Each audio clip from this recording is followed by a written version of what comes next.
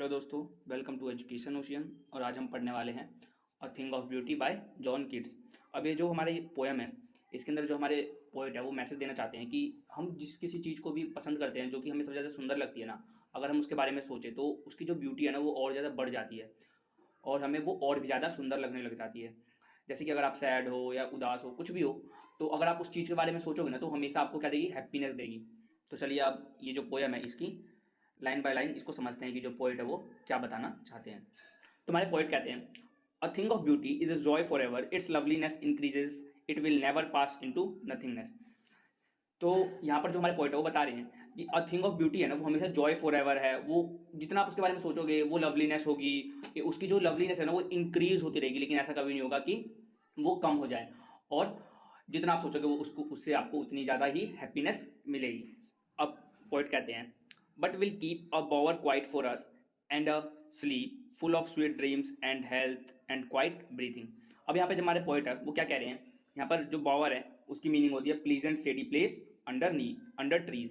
तो ये जो थिंग ऑफ ब्यूटी है ना, मतलब जो नेचर की ब्यूटी है वो हमें क्या देती है, जैसे कि एकदम मान लो कि हॉट समर पड़ रही है और एक पेड़ की छाया मिल जाए तो कितना सुकून मिलता है ना। तो वैसे ही ये जो थिंग ऑफ ब्यूटी है ये एक ऐसा शेड प्रोवाइड कर रही है तुम्हें जहाँ पर आप एक अच्छी स्लीप ले सको और स्वीट ड्रीम्स देख सको।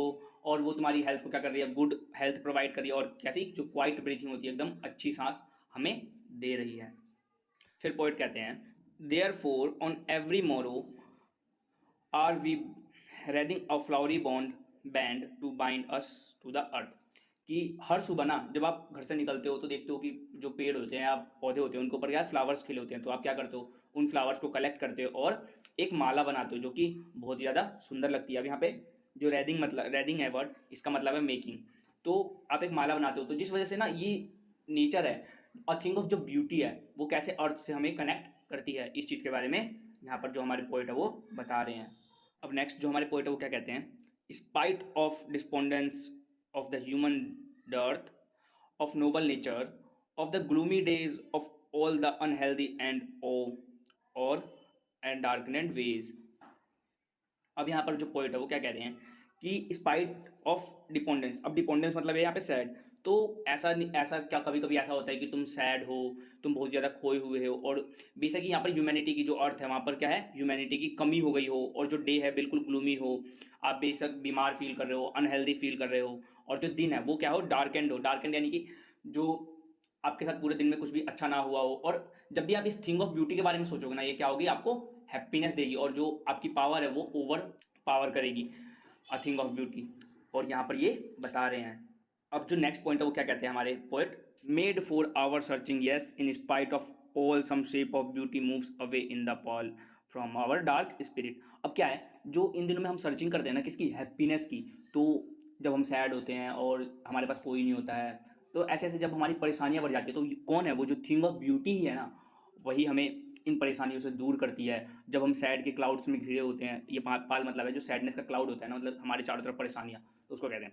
तो हम जब चारों तरफ से इसमें घिरे होते हैं तो जो अ थिंग ऑफ ब्यूटी है ना वही हमें इससे बाहर निकालती है, ओवरकम करती है इसे। इसके बाद जो नेक्स्ट पॉइंट है वो पोएट क्या कहते हैं, such the sun the moon trees old and young sprouting a shady boon for a simple sheep and such are daffodils.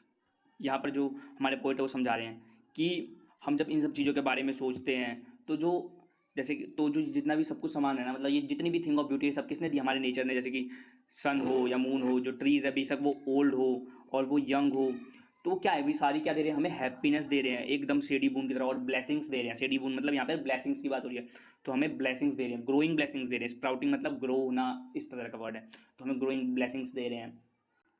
और जो अ थिंग ऑफ ब्यूटी हमें कितना ज़्यादा हैप्पीनेस प्रोवाइड कर रहा है। इसके बाद जो हमारे पोएट होते हैं वो कहते हैं, for simple sheep and such as daffodils with the green world they live in.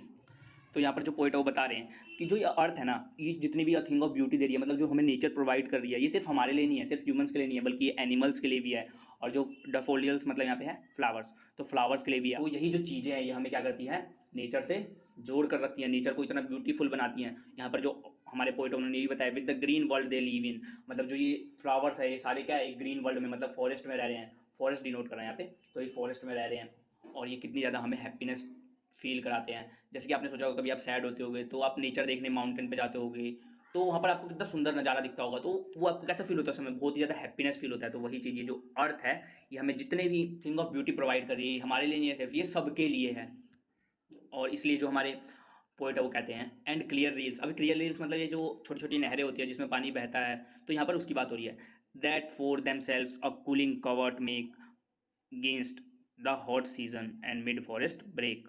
तो यहाँ पर जो पोएट है वो बता रहे हैं कि जो ये जब बहुत ही ज़्यादा गर्मी पड़ती है, तो जो नेचर है ना, वो खुद के लिए भी जो शेड है, जो ठंडक है, वो प्रोवाइड करता है और खुद के लिए वो बनाता है। तो क्या होता है, जब ज़्यादा गर्मी पड़ेगी जंगल में, तो जितने भी एनिमल्स हैं वो सब कहाँ आते हैं, पानी की तलाश में बाहर आ जाते हैं, ठंडक की तलाश में, और वो कहाँ पर शेड लेते हैं, कवर्ट के अंदर। कवर्ट, यहाँ पर जो कवर्ट वर्ड है, इसका मीनिंग है area of thick low bushes, जो मोटी लो बुशेस होती है, जो कि उन एनिमल्स को शेड प्रोवाइड करती है और वाटर भी प्रोवाइड करती है। तो इसके अंदर जो हैप्पीनेस है वो दोनों को मिल रहा है, मतलब कि जो नेचर है उसको भी और जो एनिमल्स है उनको भी। तो यही हैप्पीनेस जो हमारे पोएट है वो बताना चाह रहे हैं नेचर के बारे में।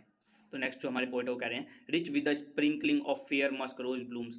अब ये जितना भी मतलब कि जो थिंग ऑफ ब्यूटी बनाया है हमारी नेचर ने, तो उसमें क्या है, ये सिर्फ दिखता ही नहीं है, इसमें जो मस्क रोज है वो जैसे मतलब खिलता है, तो उसकी जो खुशबू है, जो उसकी ब्लूम्स है, वो क्या होती है, वो पूरी जगह फैल जाती है। और वो जो नेचर है, मतलब कि साइड में ठंडा पानी, इधर शेड, फ्लावर्स, और जो उसकी मीठी मीठी खुशबू, ये नेचर को थिंग ऑफ ब्यूटी इतना सुंदर बनाती है।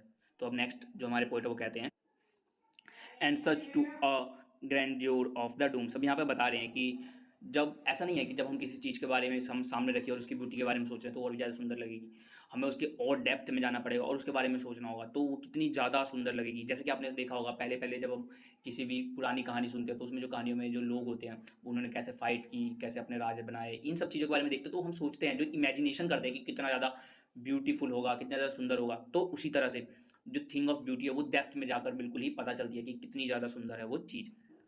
तो जो पोइट होते हैं यहाँ पे कह रहे हैं we have imagined for the mighty dead. अब यहाँ पर मतलब उस चीज़ से वो कनेक्ट कर रहे हैं कि जैसे कि आप कभी पुरानी जगह पे गए होगे, जैसे कोई किला वाला हो गया, और उसके बारे में वहाँ पर चित्र देखोगे तो आपको बिल्कुल अलग सा फील होता है, आप इमेजिनेशन में खो जाते हो कि यहाँ क्या हुआ होगा, कैसे हुआ होगा, सब चीज़ के बारे में। तो उसी तरह से कनेक्ट हो रहे हैं कि जो हम चीज़ें देख रहे हैं ना सामने, उसके बारे में नहीं, बल्कि उसकी डेप्थ के बारे में सोच रहे हैं। तो यही जो थिंग ऑफ ब्यूटी है ना, यही दिखा रही है वो, किसमें, हमारी इमेजिनेशन में भी चल रही है वो ब्यूटी। तो यहीं पे जो हमारे पोइट होते हैं कहते हैं all lovely tales that we have heard or read an endless fountain of immortal drink pouring unto us from the heavens brink. और यहाँ पर जो हमारे पोइट बता रहे हैं कि आज तक जितनी भी कहानियाँ, जितनी भी चीज़ें तुमने देखी है, पढ़ी है या फिर सुनी है, तो वो सब क्या है, एक ब्लेसिंग्स है। वो क्या है, एक एंडलेस फाउंटेन है, एंडलेस फाउंटेन जो कि कभी ना खत्म होने वाला, इमोर्टल ड्रिंक, इमोर्टल ड्रिंक मतलब ऐसी ड्रिंक जो कि कभी खत्म नहीं होगी। तो इस तरीके का है वो जो थिंग ऑफ ब्यूटी है, जो तुमने कभी भी देखा है, मतलब पढ़ा है या फिर सुना है। और ये सारी बातें कहाँ से आई हैं, जितनी भी कहानियाँ हैं, जितनी भी लवली टेल्स है तुमने सुनी है या पढ़ी है, तो ये सारी चीज़ें कहाँ से आई है, हेवन, सीधा हेवन से आई है, वो भी सीधा कहाँ पे, अर्थ पे। और यहीं पे जो हमारे पोइट है वो इस जो पोयम है इसको एंड करते हैं, जो अर्थ की ब्यूटी है, थिंग ऑफ ब्यूटी है, उसको बताते समय बेसिकली ये जो बातें उन्होंने बताई है किसके बारे में थी, नेचर के बारे में। नेचर को इतना ब्यूटीफुल दिखा रहे थे अपनी बातों में। और ये जो पोयम है यहीं पे एंड हो जाती है। मिलते हैं अगली वीडियोज़ के साथ। Thank you.